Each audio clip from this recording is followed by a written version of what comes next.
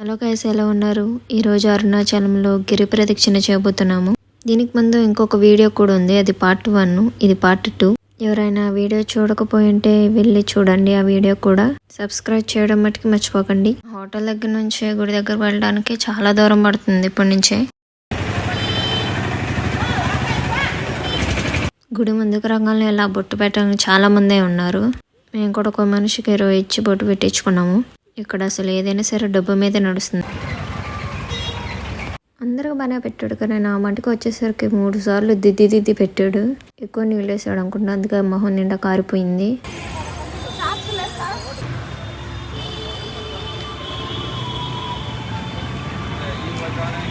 ఇక్కడ అందరు కొబ్బరికాయ కొట్టిన తర్వాత గిరి ప్రదక్షిణ మొదలు పెడతారు.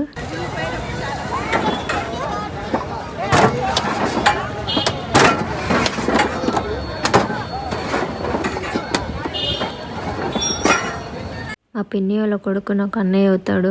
ఏదో గట్టిగానే కోరుతున్నాడు కోరిక.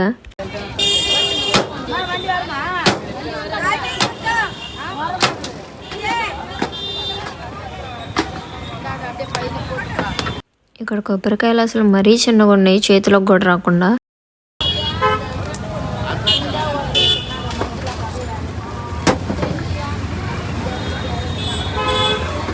మేమైతే మొదలు పెట్టేసాము గిరి ప్రదక్షిణ. మాకంటే చాలా ముందర ఉన్నారు, కొంతమంది ఇంకా వస్తూనే ఉన్నారు. డే టైంలో కన్నా నైట్ టైంలో ప్రదక్షిణ చేయడం చాలా బెటర్ అని చెప్తున్నారు, ఎందుకంటే ఎండల మూలాన. వెళ్ళేదారిలోనే వినాయకుడి గుడి కూడా ఉంది. లోపల కెమెరా అలో లేదు, అందుకే బయట నుంచి చూపిస్తున్నాను.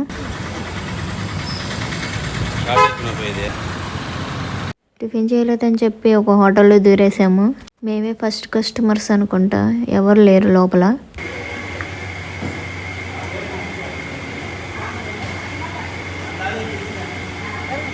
తెలంగాణ దోశ అడిగితే దోశ లేదన్నారు, ఎందుకంటే వాళ్ళు వండుతుంది ఇప్పుడే కాబట్టి. సరేలే అని చెప్పి సాంబార్ ఇడ్లీ వడలు చెప్పాము. ఎవరైనా సాంబార్ ఇడ్లీ చెప్తే సాంబార్ ఒక గిన్నెలో, ఇడ్లీ ఒక దాంట్లో పెట్టేస్తారు. రెండు కలిపి ఒకే దాంట్లో వేసి ఇచ్చారు. ఎలా తినాలో మరి. సరేలే ఏదో ఒకటి తిందామని చెప్పి తింటే మామూలుగా లేదు సాంబారు. దాని బదులు ఇడ్లీలో ఉన్న చట్నీయే బాగుంది. వాళ్ళు ఇలాగే తింటారేమో మరి.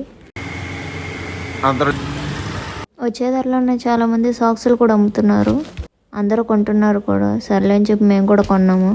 ఒక్కో చేత 30 రూపాయలు. వీడియో అంతా బ్లాక్గా వచ్చింది, ఏమనుకోకండి. ఇదే కొండ చుట్టూ ఉన్న మ్యాప్. మనం ఎక్కడి నుంచి ఎక్కడెక్కడ వెళ్తామో అంతా దీంట్లో రాసి ఉంటుంది. కొండ చుట్టూ 8 లింగాలు ఉంటాయి, అక్కడ కనిపిస్తున్నాయి అవి.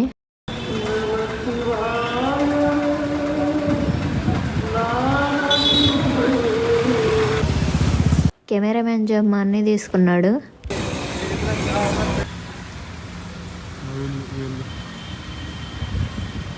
ఇక్కడ మట్టుకి అడుగడుగున ఒక్కొక్క గుడి ఉంది.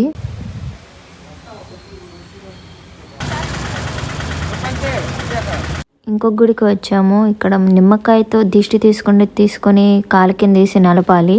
అలా చేస్తే మంచి జరుగుతుందని నమ్మకం అంట. ఇప్పుడు వెళ్ళేది మటుకు ఒక బాబా ఆశ్రమం. అసలు ఎంత ప్రశాంతంగా ఉందో. ఫారెన్ నుంచి వచ్చి కూడా ఇక్కడ అందరూ ధ్యానం చేస్తున్నారు. ఆ బాబా గురించి చిన్న మ్యూజియం లా కూడా ఉంది లోపల. 2 నెమలలు కూడా ఉన్నాయి పెద్దవి, చెట్ల పైన నుంచి నరుస్తూ ఉన్నాయి. లోపల కూడా చూపిద్దాం అనుకుంటే కెమెరాలో లేదు లోపల. ఈ మ్యాప్లో పోవంతు కూడా మేము నడవలేదు అసలు.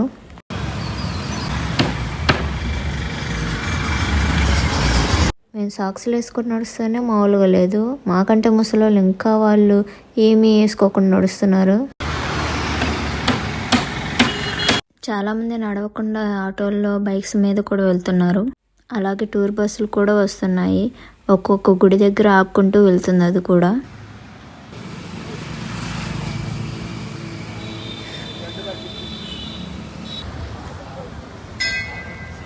కొండకి ఒక మలుపు తిరిగినట్టున్నాము. చాలామంది కూర్చొని కొబ్బరి నీళ్ళు తాగి అవి ఇవి కొంటూ వస్తూ ఉన్నారు.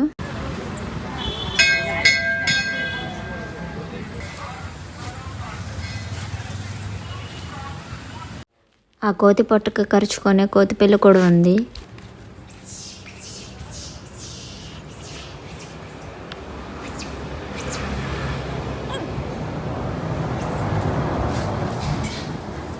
ఇక్కడ ఇక్కడ చాలానే ఉన్నాయి కోతి పిల్లలు. చెట్ల పై నుంచి కిందకి, కింద నుంచి పైకి దూకుతూ ఉన్నాయి.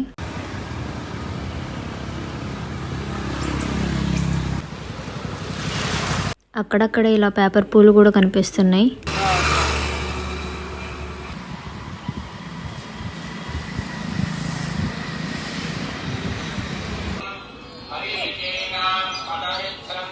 రోడ్డు పక్కన ఇంకో గుడికి వచ్చాము. ఇక్కడ చాలా మంది రాళ్ళు పెట్టారు. మనం అందరూ తెలిసిందే, మనం కూడా పెడుతూ ఉంటాము.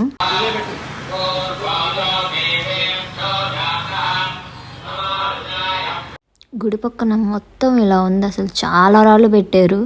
ఎక్కడ చూసినా ఇంకా కెమెరాలో కనిపించట్లేదు కానీ చాలా ఉన్నాయి.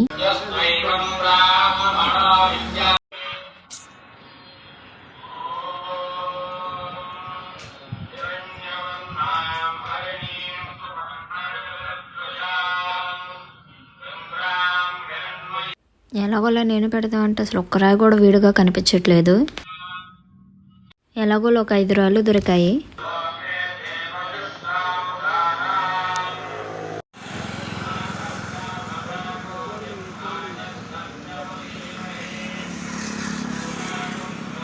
కొండ వెనుకాల ఇది ఒకటి ఉంది రోడ్డు వైపు.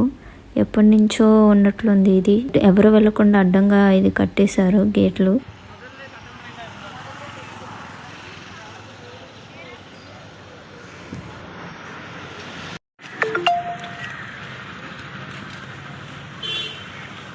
ఒక చోట అయితే వచ్చి ఆగాము. అది కూడా మసాజ్ చైర్స్ దగ్గర. చాలా మంది చేపించుకుంటున్నారు ఇది. మేము కూడా కాళ్ళు లాగుతున్నాయని చెప్పి మేము కూడా చేపించుకుంటున్నాం. ఇది ఎప్పుడు టీవీలో చూడటం తప్పితే ఎప్పుడు రియల్గా చూడలేదు. మసాజ్ చేయించుకు ముందులో కవర్స్ అయితే ఇస్తారు. అవి కాళ్ళకి తొడుక్కొని మన కాళ్ళు లోపల పెట్టాలి. ఇంకంతే, దాని పని అదే చేస్తుంది. మా బాబాయ్ వాళ్ళు బయట చేపించుకుంటున్నారు. మేమేమో లోపలికి వచ్చాము. మేమైతే ఎక్స్పర్ట్గా చేపించుకుంటున్నాము. మా ముందే ఫుల్ బాడీ మసాజ్ చైర్ ఉంది. ఇది కూడా మన మోకాల వరకు చేస్తుంది.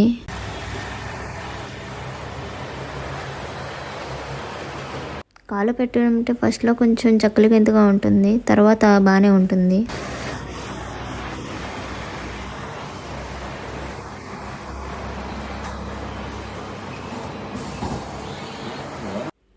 అలా మసాజ్ చేసుకుని బయటకు వచ్చి కొంచెం దూరం నడిచాం అంతే. చాలామంది పక్కన నుంచొని చూస్తూ ఉన్నారు. ఏంటబ్బా అని వచ్చి చూస్తే జింకలు ఉన్నాయి. అవి మాకు అసలు చాలా దగ్గరగా ఉన్నాయి. నేను ఫస్ట్ టైం ఎంత దగ్గరగా చూడటం. 2 పెద్దవి ఉన్నాయి, చిన్నవి కూడా అటువైపు ఉన్నాయి.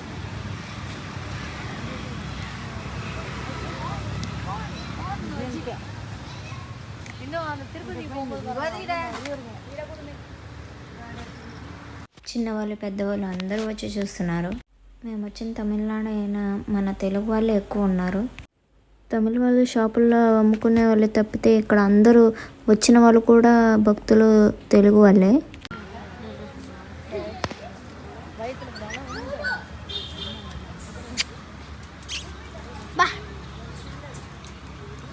ఎంత బాగుంది. జింకలు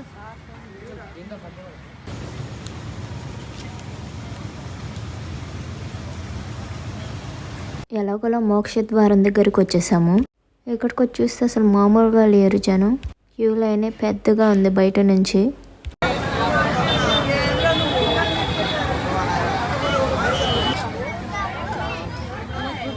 పోయేవాళ్ళు పోతున్నారు, వచ్చేవాళ్ళు వస్తూనే ఉన్నారు. ఇంకా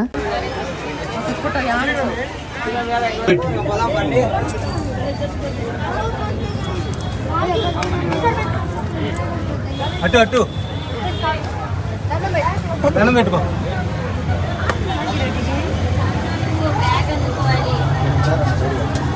ద్వారం చూస్తేనేమో పడతామో లేదా అన్నట్టుగా అంత సన్నగా ఉంది.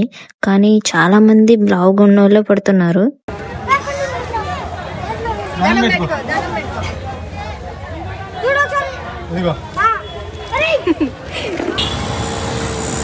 ఎలాగోలా అయితే గుడికి దగ్గరగా వచ్చేసాము.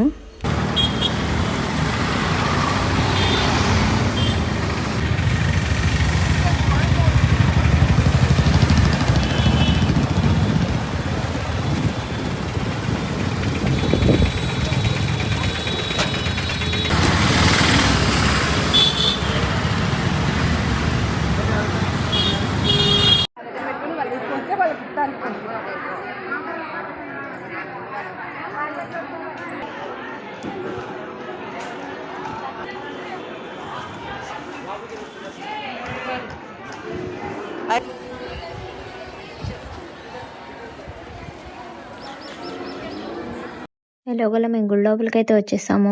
3 గంటలకి గుడి మూసేస్తారంట, అందుకే తొందరగా వచ్చేసాము. ఇంకా దర్శనం చేసుకోవడమే.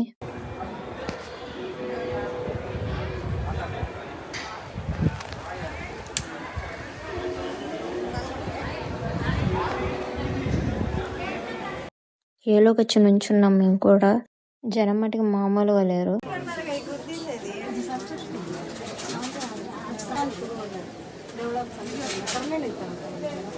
క్యూలోంచి కొంచెం ముందుకు రంగాలి ఎందుకు అందరిని ఆపేశారు సడన్గా.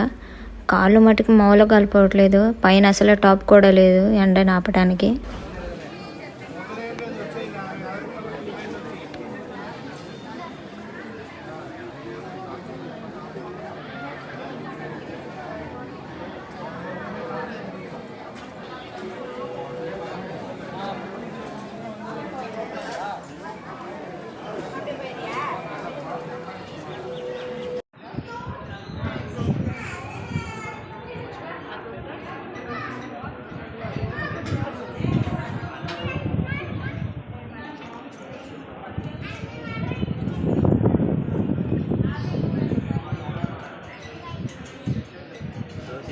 ఈ గుడి డిజైన్ మొత్తం దీంట్లో ఉంటుంది, వెనుక కొండతో సహా.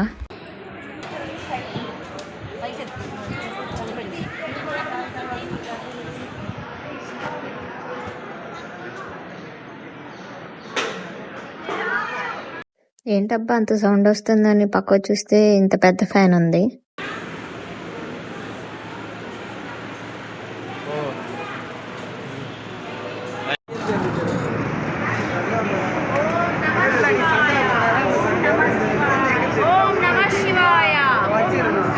ఎలాగోలా మంచిగానే దర్శనం చేసుకుని బయటకు వచ్చాము. చాలా మంది వీడియోస్ కూడా తీసుకుంటున్నారు, కానీ ఎందుకులే అని చెప్పి నేనే తీయలేదు.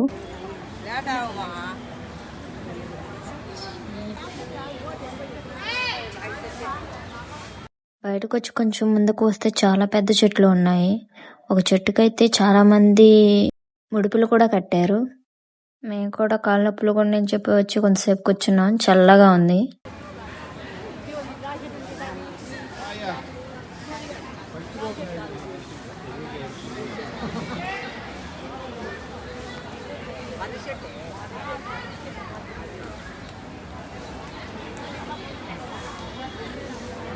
ఏంటా అని చూస్తే ఇక్కడ ఒక ఫోటోషూట్ జరుగుతుంది.